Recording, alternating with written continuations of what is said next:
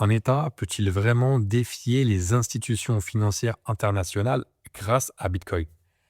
Récemment, le gouvernement du Salvador a confirmé la poursuite de son programme d'achat progressif de Bitcoin. Cette décision intervient alors que le pays continue ses discussions avec le Fonds monétaire international, le FMI, concernant ses équilibres budgétaires et sa dette. Depuis 2021, le Salvador a fait de Bitcoin une monnaie légale.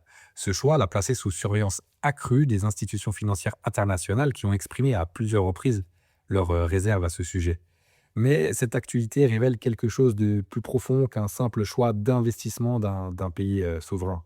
Elle montre qu'un État peut utiliser Bitcoin comme un instrument de stratégie monétaire. En accumulant du Bitcoin, le Salvador diversifie ses réserves en dehors du dollar américain. Cela réduit, au moins partiellement, sa dépendance à une monnaie étrangère et à la politique monétaire d'une banque centrale qu'il ne contrôle pas. Les négociations avec le FMI reposent souvent sur des conditionnalités. Il faut des réformes fiscales, il faut une discipline budgétaire imposée, des ajustements structurels non décidés au sein du pays. En conservant une stratégie Bitcoin, le Salvador affirme une marge d'autonomie face à ces mécanismes traditionnels de financement. Cette démarche soulève alors une question fondamentale. Bitcoin peut-il devenir un outil de souveraineté pour les pays émergents? Dans un système mondial qui est dominé par quelques grandes monnaies seulement, alors toute alternative monétaire devient un enjeu géopolitique majeur.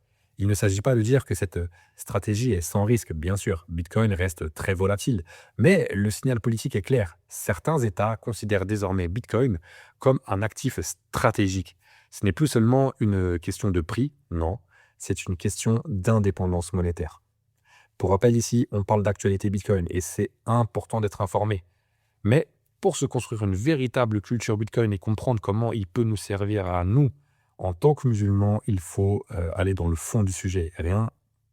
Pour cela, rien ne remplace les vidéos de fond que vous trouverez sur la chaîne Muslim Bitcoin. Je vous invite à aller y faire un tour. Je vous retrouve là-bas. Salam.